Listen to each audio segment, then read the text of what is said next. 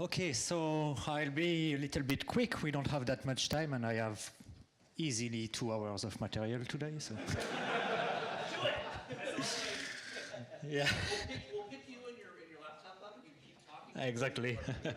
So the session today is I'm going to talk about PPLs and also packages, and try to explain you what are the big advantages of PPLs, what are the pain points, because they are pain points, and how it does fit really well with deployment, modular deployment of your code.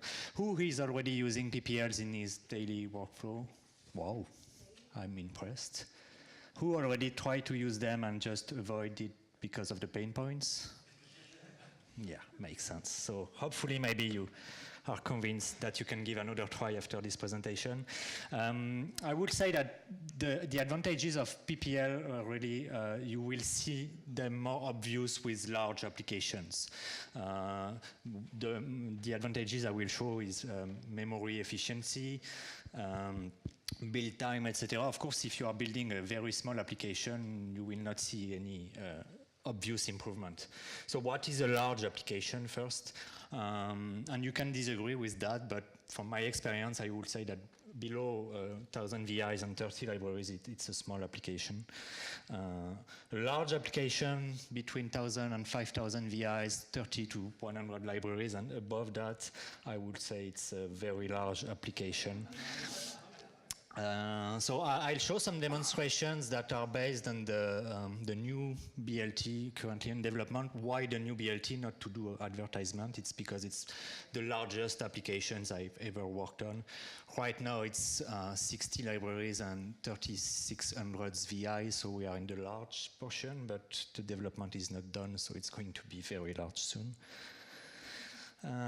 We are running out of time, so take this picture so you can maybe go to the end of the presentation at some point.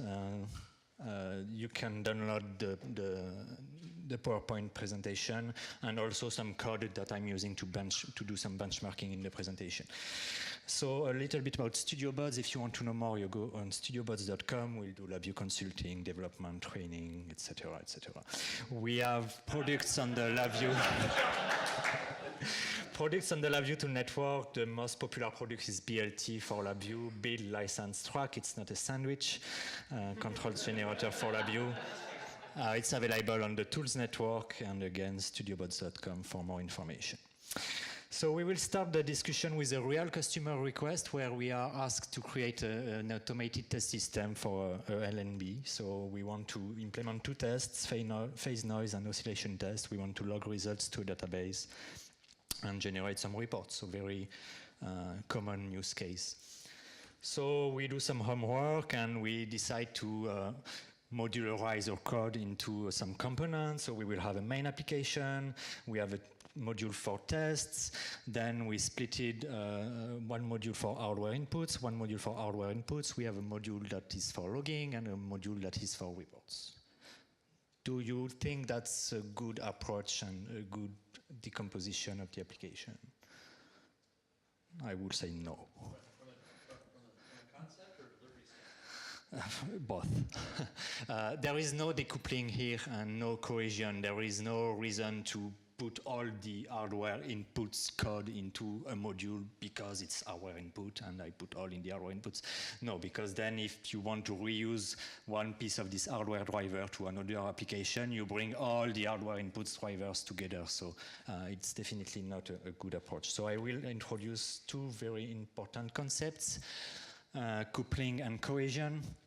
So coupling, highly coupled module means that a change in one module will result in changes in other modules, potentially many changes in many modules. So that's something you don't want.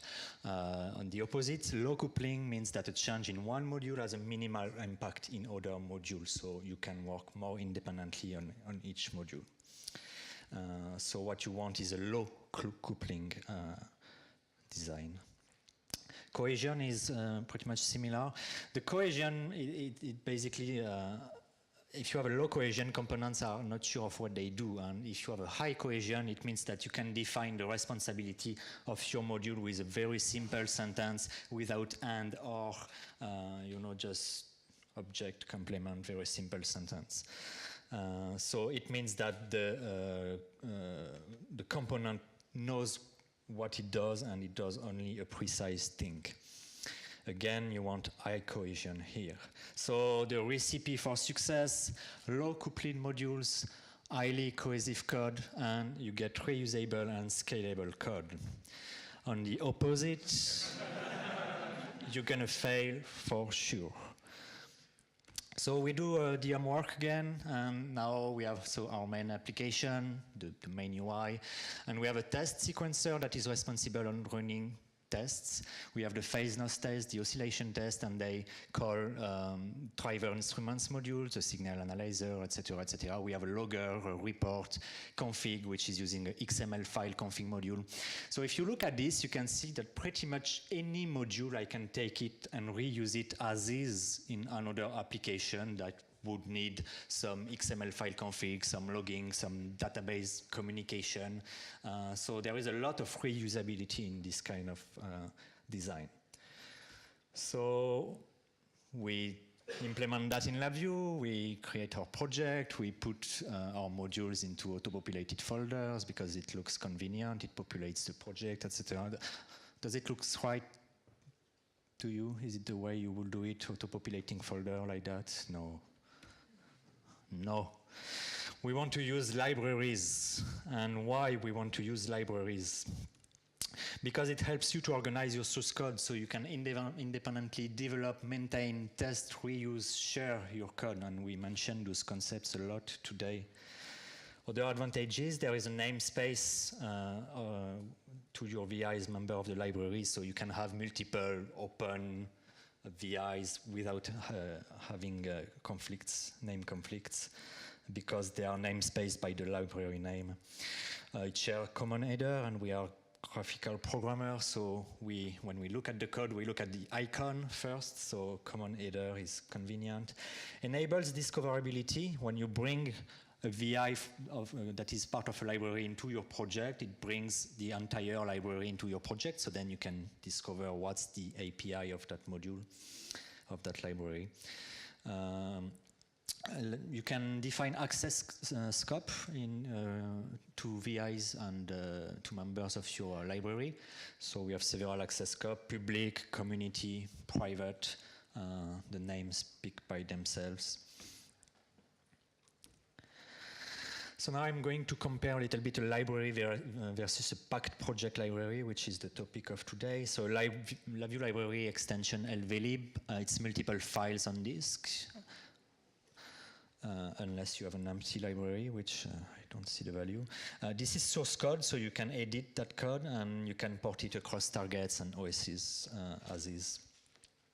A packed project library, you add a P for packed at the extension, the end of the extension. It's one file on disk. It is compiled code, so it's immutable. You cannot edit it when it's built into a PPL. And you must rebuild that code for each target with a different operating system. And before LabVIEW 2017, you must rebuild your PPL for each version of LabVIEW as well. So advantages of PPLs, and I'll show many advantages, but don't worry, there are also a lot of caveats that I'll show later. Building LVLibs into PPL make a huge difference when opening code with a large number of libraries. So the time to load your project, your main VI, will be drastically reduced for large applications again, if you build your libraries into PPL, because the LVLib must be compiled before use, where the PPL is already compiled. So all that time is saved. Okay, so I did a little benchmarking. And you can download the code for that and modify with your needs. So the experiment, we have 50 VIs per library. We have the main VI that calls all the VIs in all the libraries, and we go from 1 to 20 libraries into the application. And you can see that just loading the main VI with 20 libraries is 65 times faster if I build my libraries into PPLs. Okay, so I work on some projects, they are not using PPLs, those are big applications, and I charge at least 1 hour, 1.5 hours just to open the project. True story.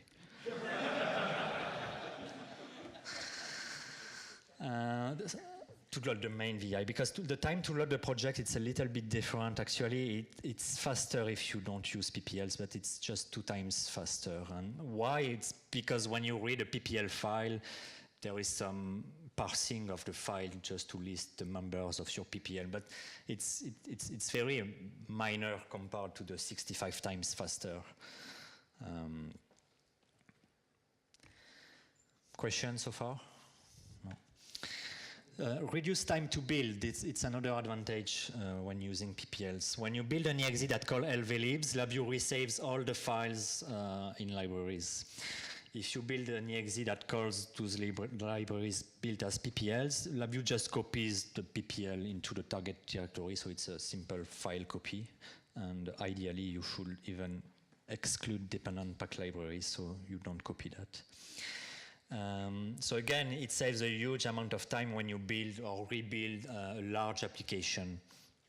Some benchmarking, same experiment, 50 VIs per library, the main VI call everything, 1 to 20 libraries in the application, and with 20 libraries, it's 12 times faster to build my application if using PPLs. And why? Because when using LabVIEW libraries, everything is going to be packaged into my executable. So I have a single executable that is going to be maybe for this kind of application 40 megabytes, and everything is going to be compiled into that executable. Instead, if you decouple if you build your libraries into PPLs, you basically, when you build your main application executable, you just put the main VI into the exe, and then it's going to call the PPLs, which are already compiled code. So if we look on disk, we have a very small executable, maybe 4 megs, and I even have some executables. It's just a couple of kilobytes, 100 kilobytes. Imagine when you double-click on an executable that is 100 megs versus 1 or 2 megs. 1 or 2 megs, you see the icon on the taskbar immediately. You get feedback that the application is running immediately. So in terms of a user experience, it's a lot nicer. Some additional benefits. You can distribute and share your modules as single files. As you can see, each PPL is a file on disk, very easy to share, distribute. They now have a file version. You can define a file version for your PPL. So when you get a bug, it's a lot easier to track down your bug to a particular version of your PPL. You can publish smaller updates. Okay, if I just want to update the report feature, I rebuild my report PPL and I push my report PPL only. I don't need to push a big 100 megabytes update. You can share your API while protecting your IP. This is compiled code. The block diagram is removed. There is no way someone can go and maybe hack the password, LabVIEW password, if it's possible. And so it's really, really robust if you care about protecting your source code. Other benefits, it's the plugin architecture. So what's a plugin? It's a software component that adds specific feature to an existing application. And when an application supports plugins, basically it enables customization of that application. So third-party developers can extend your application. You can add new features without modifying the main application. The main application only depends on plugin interface, not on specific plugins. Reduces the size of the application, the main application. You can load plugins dynamically. You can even unload plugins dynamically. And the installation of your plugins can be completely independent of the installation of the main app and the main application. And again, third-party developers can contribute to your own application if you tell them how to deal with the plugin interface. So how to work with plugins, plugin interface. First, you need to create a project for your plugin interface class. So you have a library, of course, because you want to build it into a PPL. You have a parent class, and you have the dynamic dispatch methods for any kind of operation you want to do with your plugin. And you build your PPL into a defined folder, let's say my company, my app, plugins. Then in another project, you're going to have one project per plugin. Again, you create a library, a class, and this class inherits, is a child of the plugin interface built into a PPL, okay? Don't make it depend into the source code of the plugin interface. You make it depend, and you can see in the dependencies, it depends on the plugin interface. You have overrides for your dynamic dispatch methods that you want to specifically implement for this plugin, and you build them into the same plugins folder. And don't forget to exclude dependent pack libraries. As you can see, it depends on the plugin interface PPL, and we don't want to recopy the plugin interface PPL into the build target directory. We already have a project to build that plugin interface independently, and we want to keep things independent. So really, I don't really see any use case where I would include the dependent pack libraries. I always exclude them because I always have a project to build them separately. So at the end, your plugins folder look like that, plugin 1, 2, 3, and the plugin interface, which is not really a plugin, it's the interface. So you're gonna need to a VI that defines the plugin path, usually based on the application folder. Then you want a VI maybe that lists the plugins, so it's quite easy. You list the folder, what is in the folder of the plugin path with the pattern with the extension of the PPL, and then we're going to strip the extension from the file, and we get the plugins list, and we filter out the plugin interface because it's not really a plugin, it's the interface, and you get plugin 1, 2, 3.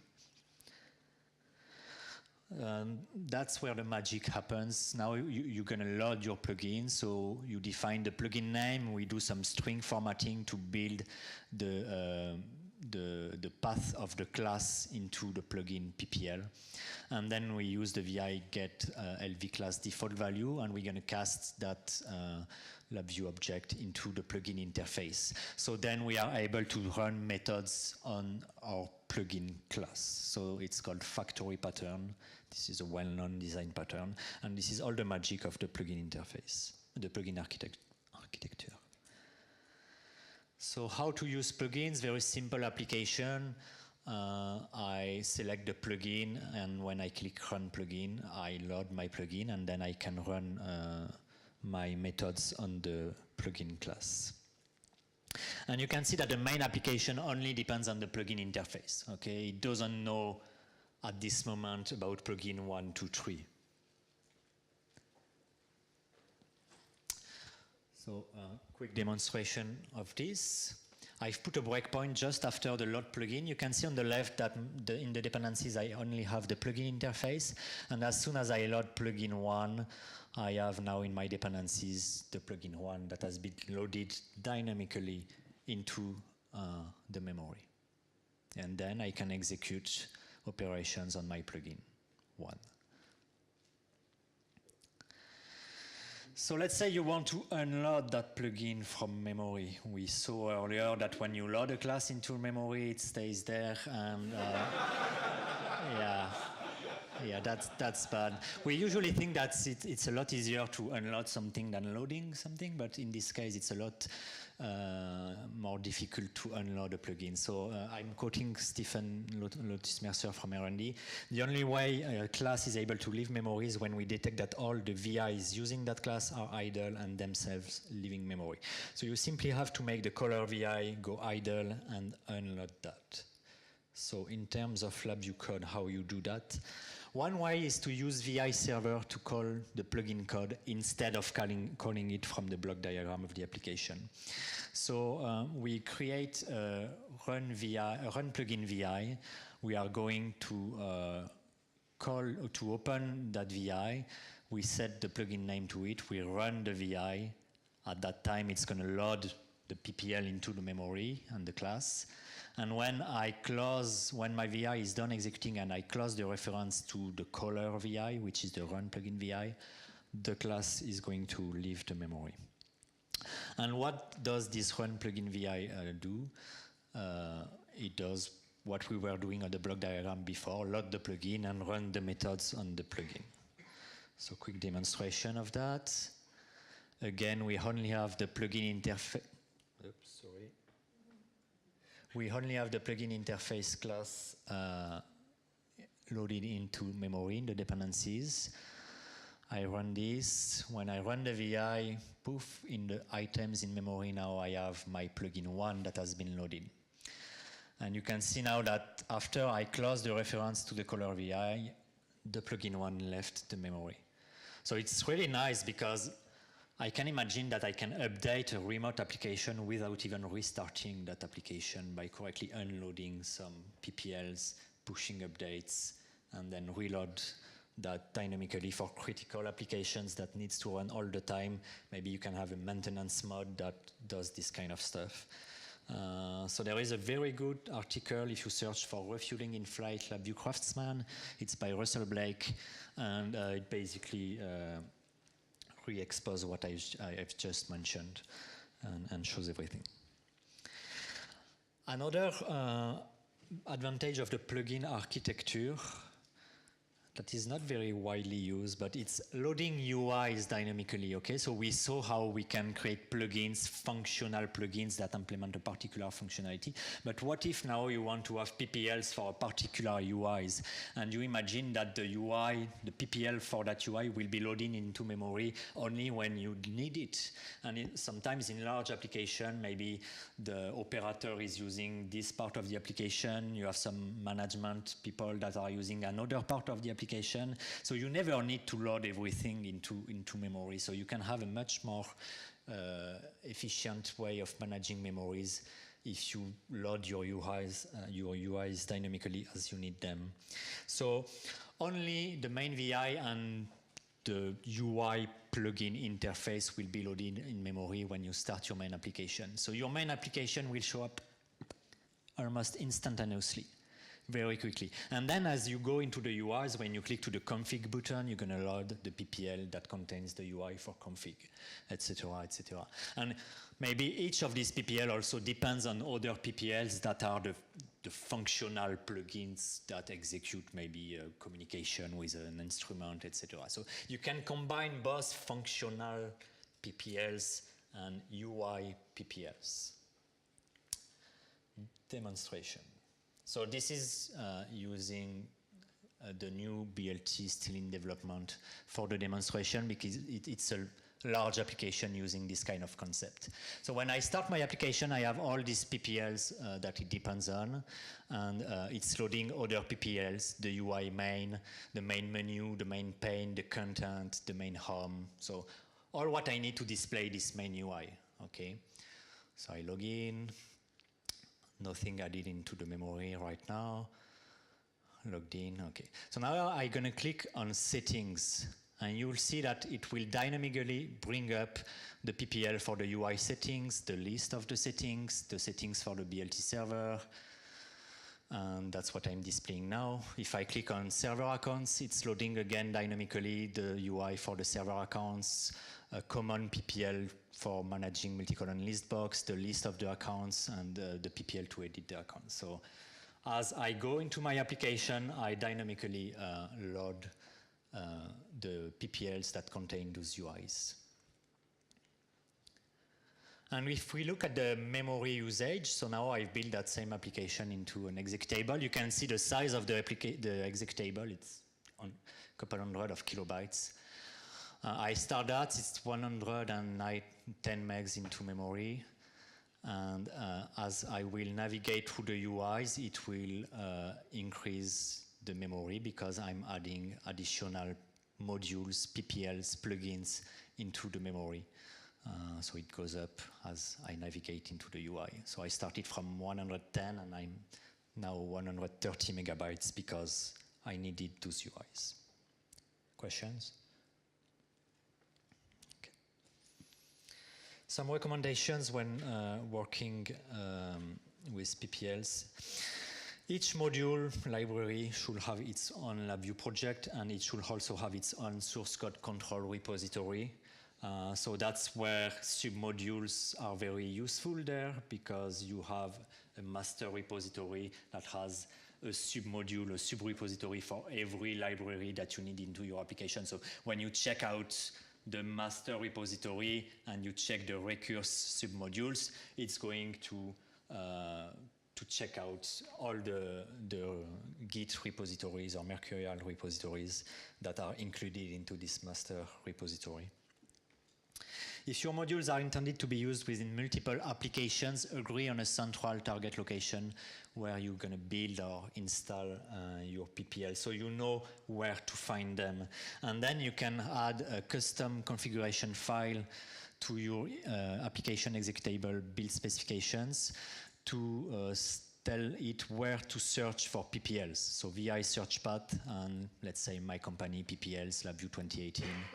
And the application, if it's not able to link to your PPL, it will find them into that folder. And you can use the show progress dialog equal false to avoid showing the loading dialog that we all know in LabVIEW. Always exclude dependent pack libraries. Again, there is no need to copy something that you are already building independently with a separate project. When you package your LabVIEW library into a PPL, any dependency that is not in the runtime engine, so a lot of things will be copied and packaged into the PPL. So that might not be very efficient in terms of memory usage. An example is if you have an application that uses a lot of DQMH modules. If I look at the dependencies of DQMH module, there is those three classes and other things. So every time I build a module that is a DQMH module into a PPL, it's going to wrap all those dependencies into my PPL. So I end up by having a lot of times the same thing into my PPL. So it's not good because it's more data on disk and more data in memory when you load it. So the solution, you create a PPL with your dependencies, and that's what we've done. We created a PPL, we put the DQMH dependencies into that PPL, and then we modified all our modules to now depend on that PPL instead of depending on VI-lib. So there is a demo, but it's 3-4 minutes, so if you want to see it, you can go download the slides. Other recommendations, the conditional disable structure has a hot behavior with PPLs. It always executes the runtime engine equal false case when it's executed from a PPL, even if the PPL is called from an executable. And then this is compiled code, this is immutable. So if you want to know whether your code is running from a PPL or not, you can use this VI pack library path, and it will return an empty path if it's not running from a PPL. So that's a workaround to this. And IRND says that it's a bug. I'm not sure, it needs investigation. You need to be aware that there is a packed library palette in the file IO palette. Contains only 3 VIs, but it's really all what you need when working with PPLs. So now the caveats. You must rebuild your PPL for every LabVIEW version and OS. It's solved with, starting with LabVIEW 2017. So if you build your PPL in LabVIEW 2017, you can now load it into LabVIEW 2018 and further version. PPL expose your API to any LabVIEW developer. So if you are really concerned about protecting your API and not have anyone knows what are the functions of your API, what are the inputs, outputs, you want to keep all that secret, maybe don't use PPLs because anyone can go on disk, and if he knows a little bit about LabVIEW, oh, it's a PPL, let's put that into the LabVIEW environment, and it's going to list the public methods of your PPL, so it might be a concern. Include only related VIs in your PPL, because when you open a VI in a PPL, all the VIs in the PPL are loaded in memory. So you don't want to have a PPL to be used as a storage where you put all your shared VIs. Alan? Where's the mic? Yeah, you'll want to go to Robert Martin's book on package management because it's extremely relevant to this.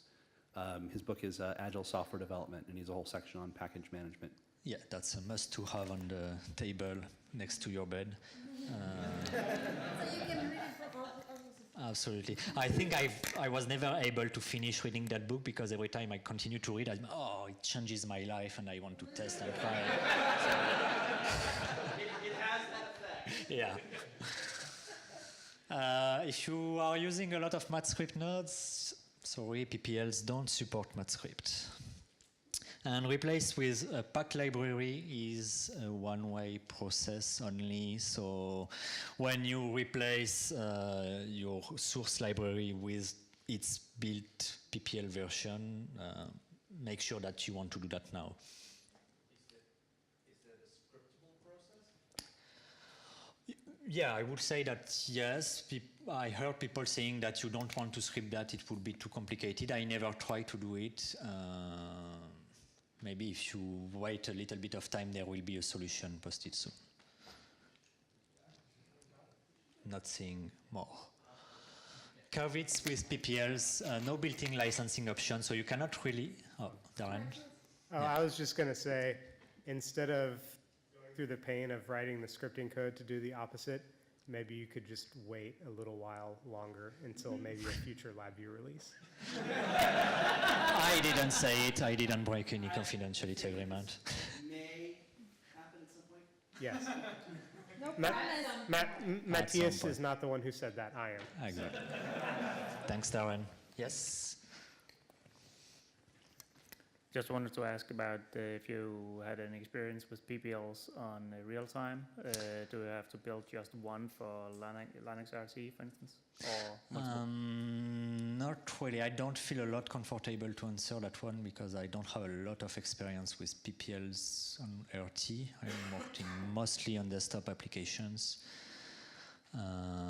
But I do know that it's another target, so you will have to rebuild your PPL for if your target is using VxWorks or Linux RT, or if you want to use that same PPL also on Windows, you have to rebuild for each target. Yeah, we are going that way that you describe here, but we also have to use all our libraries on RT, and those would probably be Linux, all of those. Yeah, so that will still be painful. If you don't have the tools, you can create the tools to automate all that, or you can wait that we finish the new BLT and it's going to be part of that tool chain.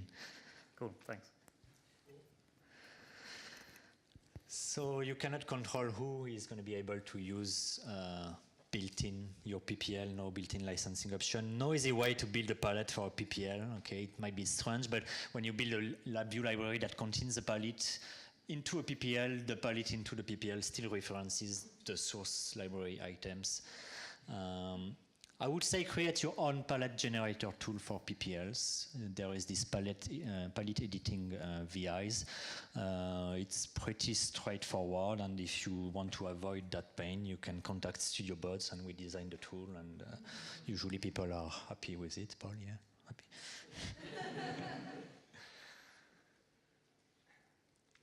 Other caveats, the library name is part of the namespace. So if you have a type def in your library and you build that library into a PPL and you expect the type def in the library and in the PPL to be the same, no.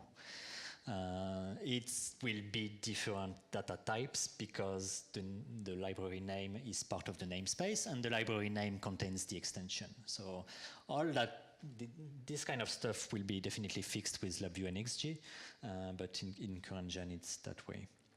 PPL cannot reference regular support files. They're going to show as missing files if it's not LabVIEW code.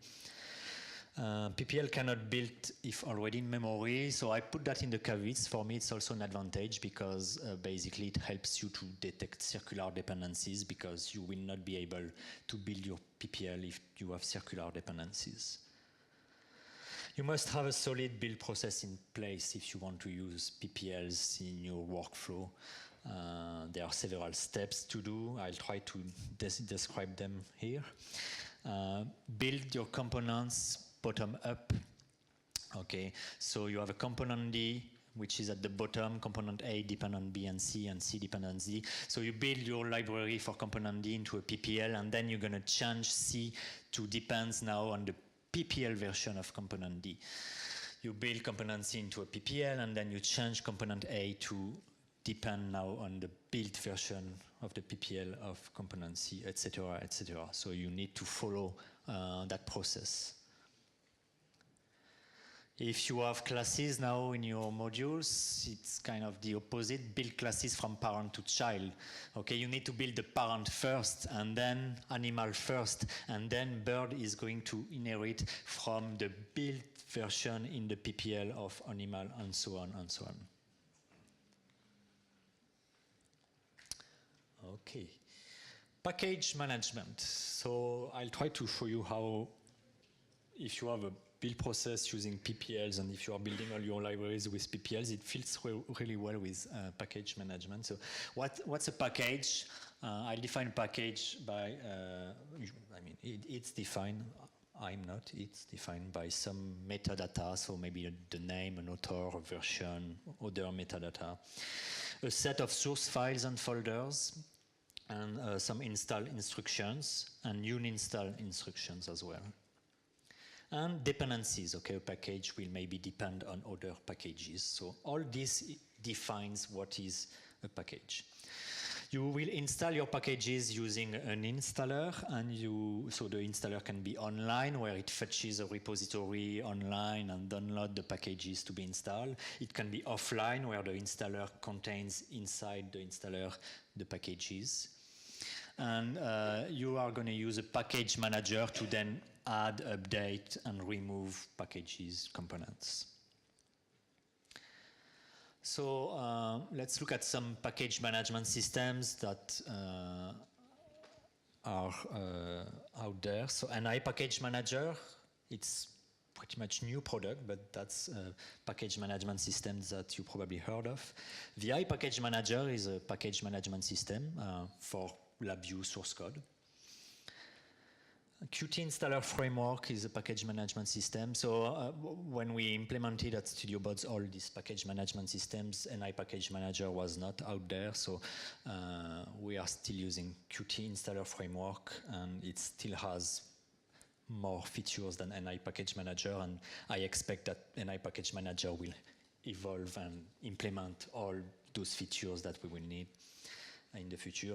The very popular package management systems, Google Play Store, Microsoft Store, Apple Store, okay, those are the most well-known package management systems.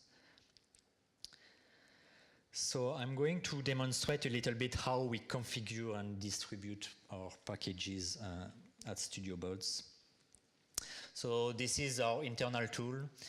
You can see on the left a list of all the packages currently for the new BLT. So if I go to edit this installer, you can see that part of BLT I have an SDK that contains LabVIEW 2016 libraries for the BLT server, JSON, etc. We have the dashboard, which is an application that contains user interface for the main UI, for the settings UI, etc. So all these, each of these PPL is basically a package, a component where I can define some metadata, the version, the release date, a description, a name, defined also by source files. So you can see that the BLT dashboard has only the executable and some files in the source file, and I define dependencies for my packages here. Currently, okay, so when I click on build installer, I can build an offline or an online installer. If it's online, it's going to contact the online repo. I can work on multiple branches, so I can release different versions of packages on several branches and have different computers registering on a particular branch. So right now we are going to work on the development branch, and if I wanted to then publish my components from development to staging, I have an easy way to copy the configuration and the files to another branch. Okay, so that's how we configure our packages. Yes?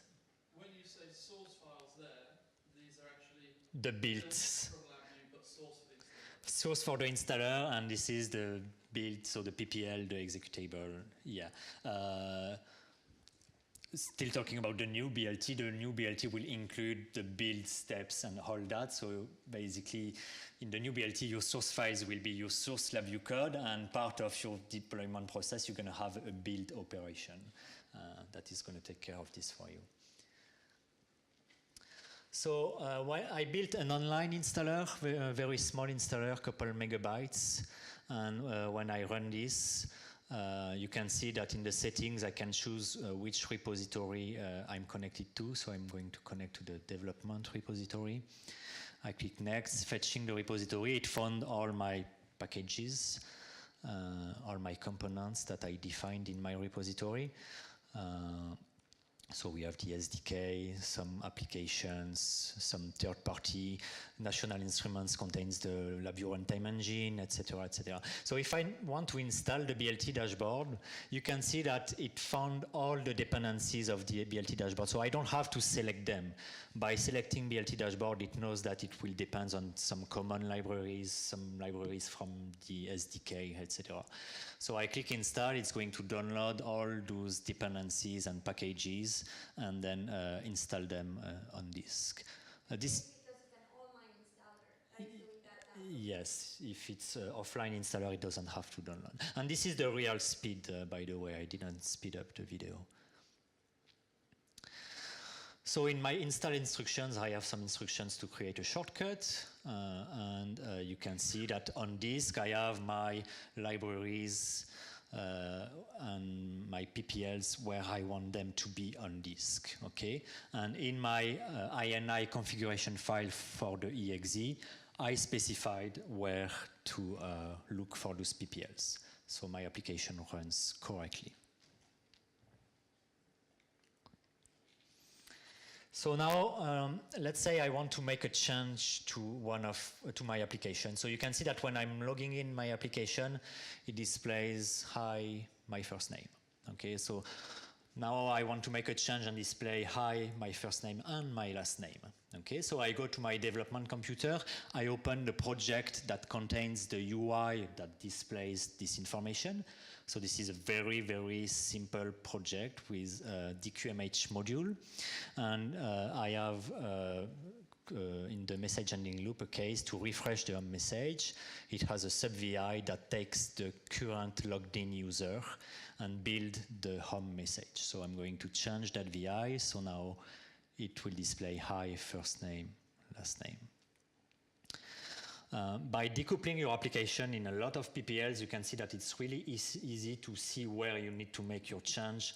The project is very small, and when I want to rebuild that PPL, you will see that, so I'm building version 74.